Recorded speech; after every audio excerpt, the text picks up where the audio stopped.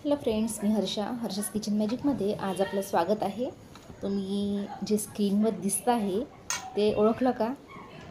तर मी सांगते आता हे आहे घरगुती नूडल्स म्हणजेच सरगुंडे। सरगुंडे तुम्ही ऐकले आहे का? हे गव्हाचे बनतात आणि हे आपण नॉर्मली रसासोबत खात असतो। तर आपण आज बनवूया मसाल्याचे म्हणजे फोडणीचे सरगुंडे म्हणजेच नूडल्स, देसी नूडल्स।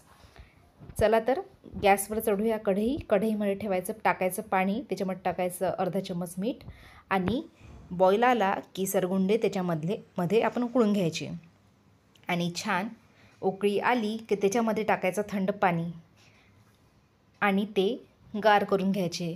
का बरं थंड पाणी टाकतो आपण? त्याच्यामध्ये जे एक्स्ट्रा कुकिंग त्याचं झालं नाही पाहिजे म्हणून त्यामध्ये आपण थंड पाणी टाकलं आहे आणि ते गार करून घेतले आहे आणि तेच एका चाळणीमध्ये चाळून घ्यायचे म्हणजे ते मोकळे राहतात। समजा आपण गरमच पाण्यामध्ये ठेवलं तर ते जास्त शिजतात आणि विरघळून जाऊ शकतात। त्यामुळे ते थंड पाणी टाकायचं त्याच्यामध्ये आणि त्यातलं पाणी काढून घ्यायचं म्हणजे ते मोकळे होणार।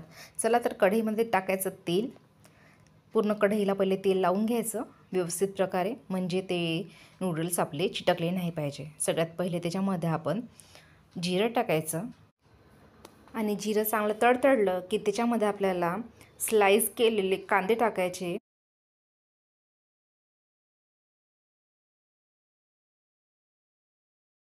आणि त्याच्यामध्येच आपण 10-12 लसणाच्या कळ्या या कट करून घेतल्या आहे त्यासुद्धा टाकायच्या। त्यांनी खूप छान क्रंच आणि बाईट येते आणि ते चांगले खालीवर करून घ्यायचे छान प्रकारे जसं आपण व्हिडिओमध्ये पाहत आहे। त्यानंतर त्यामध्ये टाकायचे आपल्याला शिमला मिरची टाकल्यानंतर सुद्धा खालीवर करून छान प्रकारे भाजून घ्यायची आणि त्यामध्ये आपल्याला टाकायचं आहे नंतर पत्तागोबीसुद्धा बारीक अशी लांब कट करून घ्यायची।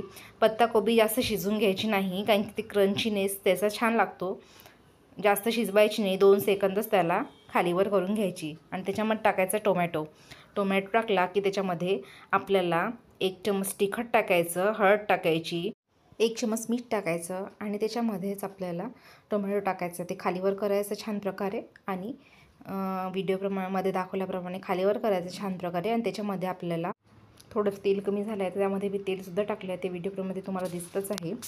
तर याच्यामध्ये आपल्याला शेजवान चटणी यूज करणार आहे मी, खूप छान फ्लेवर येते शेजवान चटणीने।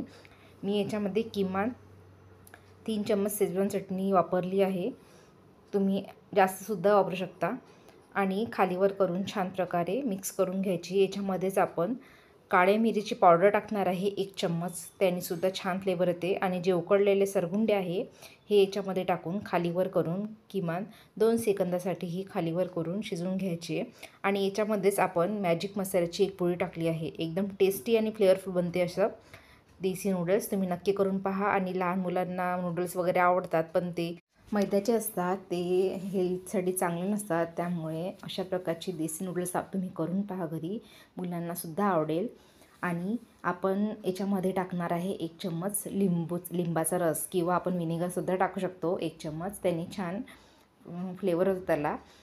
अशाच प्रकारे तुम्हाला व्हिडिओ पाहायचे असेल तर चॅनलला सबस्क्राईब, लाईक करायला विसरू नका। आणि आपण नाशिकमध्ये क्लाउड सर्व्हिस सुरू केली आहे तर तुम्ही ऑर्डर करू शकता, एकदा ऑर्डर नक्की करून पहा आणि या देशी स्टाईल नूडल्स कशा झाल्या ते सांगायला मला विसरू नका। व्हिडिओ शेवटपर्यंत पाहिल्याबद्दल धन्यवाद। असंच प्रेम तुमचं आमच्यावर राखू द्या। एकदम टेस्टी आणि डिलिशियस झाले या नूडल्स, चला तर या खायला।